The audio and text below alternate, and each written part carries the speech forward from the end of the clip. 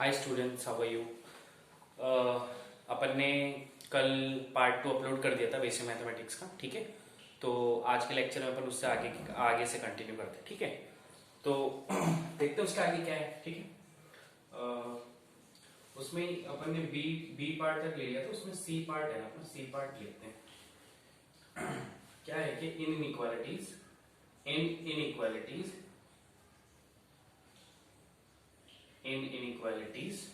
we cannot multiply sign which is not known, है ना। we cannot multiply sign which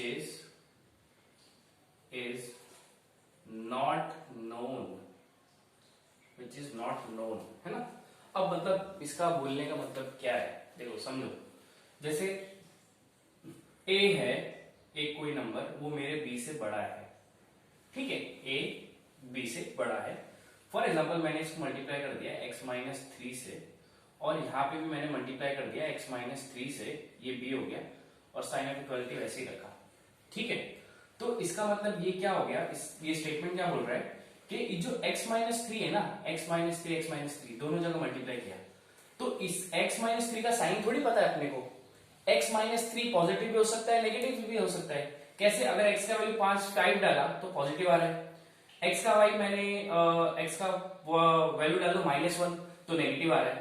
मतलब x के values पे इसका साइन डिपेंड है ना। तो ये वेरी कर रहा है, प्लस आ रहा है, नेगेटिव आ रहा है, प्लस आ रहा है, पॉजिटिव आ रहा है, नेगेटिव आ रहा है, जो कुछ आ रहा है, ठीक है। इसका मतलब क्या हुआ कि इसका साइन दोनों, मतलब इसका साइन पता ही नहीं है पॉजिटिव की नेगेटिव है। तो अगर अपने को साइन पता नहीं है वो पॉजिटिव है या नेगेटिव है, तो अपन इनइक्वालिटी में मल्टीप्लाई नहीं कर सकते डायरेक्टली, ठीक है ना। इसका रूल ये है, ठीक है। मतलब इसका साइन पता ही नहीं तो अपन मल्टीप्लाई नहीं कर सकते, this can not be done, है ना। This is the wrong process. लेकिन अगर मेरा कोई number a is greater then b है, मैंने बोला उसको x² + 4 से दोनों जगह मल्टीप्लाई कर दिया, x² + 4 b को भी मल्टीप्लाई कर दिया, ठीक है ना। b को भी मल्टीप्लाई कर दिया और इसको दोनों x² + 4। अब तुमको पता है x² + 4 ये तो हमेशा पॉजिटिव ही रहेगा, ये पॉजिटिव, ये नेगेटिव हो ही नहीं सकता, है ना। देखो ना, x² + 4 है ना। x² + 4 को x का कोई भी वैल्यू डालो, दुनिया में जितने वैल्यू पता है तुम सब डाल लो, कॉम्प्लेक्स वैल्यू छोड़ के, real values, but x should belongs to real values, है, x बिलोंग्स टू रियल। तो रियल, कोई भी रियल वैल्यूज डाल लो, ये कभी भी नेगेटिव नहीं हो पाएगा। -2 डालो 4 हो जाएगा, -3 डालो 9 हो जाएगा, कुछ भी डालो ये कभी नेगेटिव नहीं होगा। इसका मतलब दिस इज ऑलवेज पॉजिटिव, है ना, दिस इज ऑलवेज पॉजिटिव। ये भी पॉजिटिव है, ये भी पॉजिटिव है, मतलब इसका साइन पता है अपने को, दोनों का साइन पता है, ये हमेशा पॉजिटिव रहेंगे। तो इस कंडीशन में अपन क्या करते हैं, इन दोनों को, इसको अपन क्या कर सकते हैं, मल्टीप्लाई कर सकते हैं directly, because sign of this expression is known. Sign पता है तो अपन मल्टीप्लाई कर सकते हैं, सीधी सीधी सिंपल सी बात है ना। बिकॉज ये पॉजिटिव साइन है, यहाँ पे भी पॉजिटिव साइन है, तो पता है तो मल्टीप्लाई कर सकते हैं, ठीक है। तो ये नोट एक इंपॉर्टेंट चीज है जो अपने को आगे जाके काम आने वाला है, ठीक है। तो ये आपने नोट डाउन कर सकते हैं, ठीक है। अब जैसे नेक्स्ट चीज देखते हैं, नेक्स्ट चीज क्या है, नेक्स्ट चीज बोलता है जैसे इफ, है ना, इफ अगर a और b दोनों नेगेटिव है, तो a अगर b से बड़ा है, that implies a² will be less than b²। मतलब इसका मतलब क्या हो गया, सिंपल सी बात है। इसका मतलब क्या करेंगे अपन, देखो जैसे a और b दोनों नेगेटिव है, नेगेटिव मतलब जैसे मान लो -3 बड़ा होता है -6 से, सबको पता है। दोनों साइड स्क्वायरिंग कर दो, स्क्वायरिंग करने के बाद क्या हो जाएगा, 9 ग्रेटर देन 36। ये सही है क्या, ये तो गलत हो गया ना। 9 कभी 36 से, 9 कभी 36 से बड़ा हो सकता है, नहीं पॉसिबल है। इसका मतलब जब भी अपन, ये दोनों नेगेटिव है, और नेगेटिव होने के बाद अगर दोनों साइड स्क्वायरिंग करा, मैंने दोनों साइड स्क्वायरिंग करा, तो साइन ऑफ इक्वालिटी क्या होता है, ये ग्रेटर, तो साइन ऑफ इक्वालिटी क्या हो जाएगा, चेंज हो जाएगा, है ना। सिंपल सी चीज है। ये दोनों नेगेटिव है, दोनों नेगेटिव वैल्यू ले लिए, पता है -3 इज ग्रेटर देन -6, करेक्ट है। अगर दोनों साइड स्क्वायरिंग कर दिया, ठीक है, दोनों साइड कर दिया, स्क्वायरिंग कर दिया ना, तो दोनों जगह -1 से मल्टीप्लाई कर दिया, तो क्या होगा, ये साइन ऑफ इक्वालिटी क्या हो जाएगा, चेंज हो जाएगा। ये सिंपल सा चीज है ना, ये मैं बताने की कोशिश कर रहा हूं, ठीक है। आई होप ये समझ गया हो, राइट। नेक्स्ट जो चीज मैं बताने की कोशिश कर रहा हूं कि cross multiplication is not valid, cross multiplication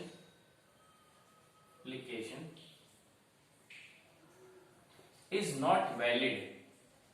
not valid if sign is unknown, ठीक है, साइन इज अननोन मतलब यार साइन इज अननोन मतलब जिससे अपन क्रॉस मल्टीप्लाई कर रहे हैं, साइन इज अननोन मतलब देखो मैं बोलना क्या चाह रहा हूं, जैसे मेरे पास है a by b is greater than c by d, तो मैं डायरेक्ट मुंह फाड़ के ना डायरेक्ट मल्टीप्लाई नहीं कर सकता हूं, इसको ऐसे नहीं कर सकता a is greater than b c upon d, नहीं कर सकता क्योंकि मेरे को b का साइन ही नहीं पता है, मतलब b का साइन नहीं पता है, मतलब ये कब पॉसिबल है, ये अगर मैं क्रॉस मल्टीप्लिकेशन कब पॉसिबल है, इफ b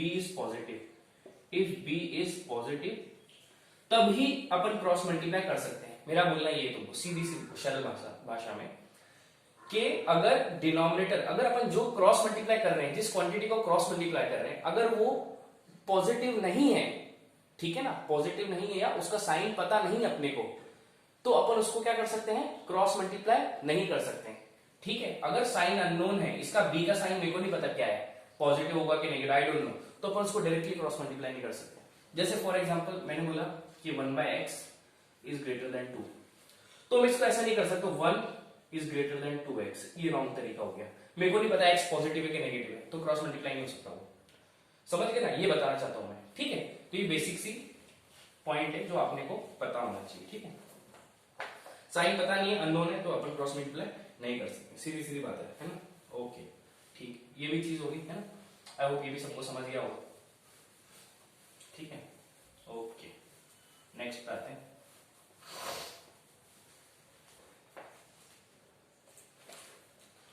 नेक्स्ट क्या अपना, ठीक है, थोड़ा सा और चीज पे आते हैं, आज थोड़ा सा हल्का सा आइडिया, एक्चुअली देखो डोमेन और रेंज और सब चीजें अपन 12th स्टैंडर्ड में जब फंक्शन चैप्टर पढ़ते तब उसमें पढ़ लेते हैं, बट अभी थोड़ा सा हल्का हल्का आइडिया ले लेते हैं कि डोमेन क्या होता है, ठीक है। नोट जो भी होगा तुम्हारी मर्जी का, जो भी तुम्हारे बुक में जो भी नोट होगा, 9 या 10 जो भी होगा, ठीक है। तो डोमेन लिख लेते हैं, डोमेन मतलब क्या होता है, डोमेन ऑफ एन एक्सप्रेशन, क्या होता है domain of an expression, domain of an expression is set of all values, is set of all values of variable for which given expression is defined, for which given expression is defined, for which given expression is defined, मतलब क्या, इसका मतलब क्या, देखो इसका मतलब क्या है, जैसे मेरे पास एक एक्सप्रेशन है, मान लो मैंने एक्सप्रेशन ले लिया 1/x-6, है ना, तो डोमेन क्या होता है सुनो, अब देखो जैसे ये अनडिफाइंड कहां पे होगा, पहले सोचिए अनडिफाइंड मतलब क्या होता है, सिंपल सी सरल भाषा में 1/0 क्या होता है, अनडिफाइंड, तो ये 1/0 कब बनेगा, जब x का वैल्यू यहाँ पे मैंने 6 पुट कर दिया, तो वो क्या हो जाएगा, अनडिफाइंड हो जाएगा। इसका मतलब इसको मेरे को अनडिफाइंड होने से बचाना पड़ेगा, क्योंकि अगर ये अनडिफाइंड हो गया तो ये फंक्शन की डेथ हो जाएगी, तो इससे डेथ से बचाओ, इसको मर जाएगा फंक्शन या एक्सप्रेशन जो भी है मर जाएगा, तो इसको बचाना है अपने को, 1/0 से बचाना है। तो 1/0 से कैसे बचाएंगे, यहाँ पे अपन सिर्फ x का वैल्यू नहीं आने देंगे, क्या बोला मैंने, सेट ऑफ वैल्यूज बोला है, set of values of variable, मतलब यहाँ पे अपन x का वैल्यू नहीं आने देंगे, तो x का वैल्यू कौन सा वैल्यू नहीं आने देंगे, जहां पे ये 1/0 हो रहा है, कौन सी वैल्यू के लिए 1/0 हो रहा है, x का वैल्यू अगर 6 आ गया यहाँ पे 6 - 6 1/0, इसका मतलब x के 6 वैल्यू के लिए क्या हो रहा है, अनडिफाइंड हो रहा है 1/0, तो उसको रोको, मतलब x को 6 को छोड़ के कोई भी वैल्यू चलेगा, हाँ चलेगा, यहाँ पे x की कोई भी वैल्यू डालो मर्जी से, 1 2 3 4 -100 10 करोड़ 4 15 करोड़, कुछ भी तुम्हारी मर्जी से, ये कुछ ना कुछ वैल्यू देगा, क्योंकि 1/0 थोड़ी कुछ वैल्यू होता है, अब x की जगह और भी कुछ वैल्यू डाल दिया 6 को छोड़ के, तो कुछ ना कुछ तो वैल्यू निकलेगा ना, तो इसका मतलब इसका डोमेन क्या हो जाएगा, डोमेन क्या हो जाएगा बताओ, x को छोड़ के, मतलब पूरे रियल वैल्यूज है ना, सब रियल वैल्यूज ले सकता है x, किसको छोड़ के, 6 को छोड़ के। चलो इसका मतलब ये जो सेट निकाला अपन ने r-(6), तो दिस इज द डोमेन है ना, दिस इज द डोमेन है ना, इसको अपन डोमेन बोलते हैं, डोमेन ऑफ दिस एक्सप्रेशन, है ना, डोमेन हो गया इसका एक्सप्रेशन का। स्मॉल है, हल्का सा आइडिया, जैसे मैंने बोला 1/x² माइनस 64, है ना, इसका मेरे को बोला डोमेन बताओ, है ना, इसका डोमेन। तो इसका डोमेन कैसे बताऊंगा, तुमको पता है कौन से डिनोमिनेटर में कौन से वैल्यू के लिए जीरो, अपने को 1/0 से बताना है। तो इसका मतलब x की कौन से वैल्यू के लिए जीरो रहा है, एक तो 8 वैल्यू होगी, 8 देखो 8 पुट करोगे तो 8² माइनस 64 तो जीरो रहा है। और एक और वैल्यू है, सोचो 8² को अगर अपन ने सॉल्व किया तो 8 के अगर अपन ने x की जगह -8 पुट करा तो भी 64 हो रहा है, क्योंकि -8 का स्क्वायर भी 64 होता है।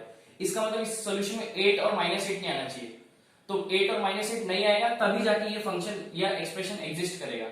तो उसको अपने को बचाना है, तो बचाएंगे कैसे, और बाकी तो कोई भी वैल्यू डाल सकते हैं तो आ सकता है। इसका मतलब क्या हो जाएगा, रियल वैल्यू, सब रियल वैल्यूज ले लेगा, कौन किसको छोड़ देगा, -8 से 8 करली ब्रेसेस, करली ब्रेसेस मतलब डिस्क्रीट सेट, सिर्फ -8 और 8, बाकी सब वैल्यू लेगा, आर में सब वैल्यू लेगा बट इनको छोड़ देगा, है। इसको ऐसे भी कर सकते हैं, तुमको तो x² माइनस 64 किसके इक्वल नहीं होना चाहिए, 0 के इक्वल नहीं होना चाहिए, क्योंकि अगर ये 0 हो गया तो अनडिफाइंड, तो 0 के इक्वल है। तो इसको अपन ऐसे लिख सकते हैं x + 8 x - 8 should not be equal to 0। इसका मतलब क्या हो जाएगा, x should not be equal to -8 और 8, है ना। तो ऐसा है, x की -8 और 8 की वैल्यू है फंक्शन, ये एक्सप्रेशन एग्जिस्ट नहीं करेगा। सिंपल सा है ना, ये भी एक एग्जांपल हो गया। एक और एग्जांपल ले लो, है ना, ये जो छोटा छोटा आइडिया दे रहा हूँ डोमेन का मतलब क्या होता है, बस हल्का सा आइडिया हो जाएगा व्हाट इज डोमेन एक्चुअली, ठीक है। तो जैसे नेक्स्ट बोला मैंने 1/x + 8, इसका बताओ डोमेन। कोई भी बोलेगा अगर x का वैल्यू -8 पुट कर दिया तो ये अनडिफाइंड हो जाएगा। इसका मतलब क्या हो गया, इसको रोकना है मेरे को, -8 का वैल्यू रोकना है, इसका मतलब डोमेन क्या आ जाएगा, इसका पूरे रियल वैल्यूज आ जाएंगे, किसको छोड़ के, -8 को छोड़ के, ठीक है। तो ये छोटा सा आइडिया हो गया डोमेन के बारे में, है ना। आई होप सबको समझ गया होगा डोमेन। अब जैसे मेरे को बोल दिया फॉर एग्जांपल, ऐसे बोल दिया, एग्जांपल ले लिया कि भाई √x - 1 बताओ, इसका डोमेन बताओ। तो इसका डोमेन कैसे बताऊंगा, मैंने तुमको पहले बोला है कि रूट में कभी भी, है ना, रूट में कभी भी नेगेटिव क्वांटिटी नहीं आ सकती। इसका मतलब इसको अपने को बचाना है, इसको, ये कब बचेगा, ये इसका अस्तित्व कब रहेगा, जब x का वैल्यू, यहाँ पे ये जो अंदर का वैल्यू x - 1 ये एक्सप्रेशन नेगेटिव ना हो। तो ये एक्सप्रेशन कब नेगेटिव नहीं होगा, सोचो, रूट में 0 चलता है, दैट इज करेक्ट, चलेगा, है ना, रूट में 0 चलेगा, ठीक है। लेकिन x - 1 अपना नेगेटिव कौन सा वैल्यू के लिए हो रहा है, सोचो, पॉजिटिव। देखो यहाँ पे 1 पुट किया तो 0 से 0 हो रहा है, लेकिन उससे कम वैल्यू पुट किया मैंने, 0 पुट करो, यहाँ पे 0 पुट करो तो 0 - 1 कितना हो रहा है, -1, मतलब 0 पे डिफाइन नहीं हो रहा है वैल्यू, है ना। तो पॉजिटिव कब होगा, मैंने बोला था ये एग्जिस्ट कब करेगा, जब x - 1 क्या होगा, पॉजिटिव होगा। इसका मतलब क्या हो जाएगा, x जो होगा वो 1 से बड़ा होगा, तब जाके ये डोमेन एग्जिस्ट करेगा, जब जाके एक्सप्रेशन एग्जिस्ट करेगा। इसका मतलब क्या हो जाएगा, x जो जाएगा वो क्या हो जाएगा, 1 से क्लोज ब्रैकेट इंफिनिटी तक रहेगा। तो ये सेट के लिए फंक्शन या एक्सप्रेशन क्या करेगा, एग्जिस्ट करेगा, ना तो एग्जिस्ट नहीं करेगा, ठीक है। ये एक शॉर्ट आइडिया हो गया अपना डोमेन के बारे में, राइट। चलो अब नेक्स्ट की तरफ मूव करते हैं, है ना, ओके। नेक्स्ट, चलो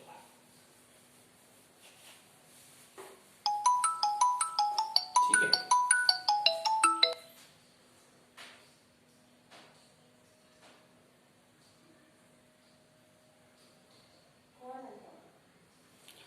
अब देखेंगे नेक्स्ट अपन नोट 8, नोट जो भी है तुम्हारे इसमें, नोट 10 देखेंगे। Root of an expression is value of, ठीक है, रूट क्या होता है, ठीक है, रूट देखते हैं। Root of an expression is value of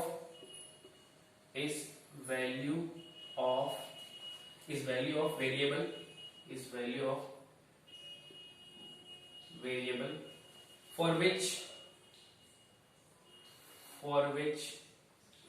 expression become 0, है ना, expression become 0, है ना, expression become 0, ठीक है। अब इसका रूट का मतलब क्या होता है, सिंपल सा डेफिनेशन, जैसे x - 5 है, इसका रूट क्या होगा, बताओ, x का कौन सा वैल्यू पुट करूं कि ये 0 हो जाए, x का अगर मैंने 5 वैल्यू पुट कर दिया तो क्या हो जाएगा, ये 0 हो जाएगा। इसका मतलब 5 क्या हो गया, इसका रूट हो गया, 5 इज अ रूट।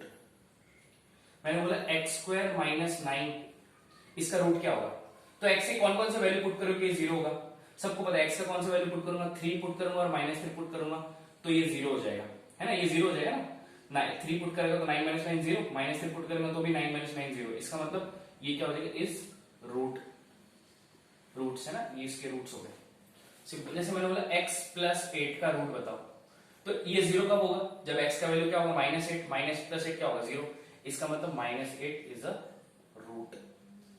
ठीक है, तो ये सिंपल आइडिया है अपना रूट के बारे में। ठीक है, तो दिस इज, अब मेरे को जैसे बोल दिया एक्स स्क्वायर प्लस 3 का रूट बताओ, तो एक्स स्क्वायर प्लस एक्स का कौन सा वैल्यू पुट करूंगा कि ये 0 हो जाए, बताओ सोचो।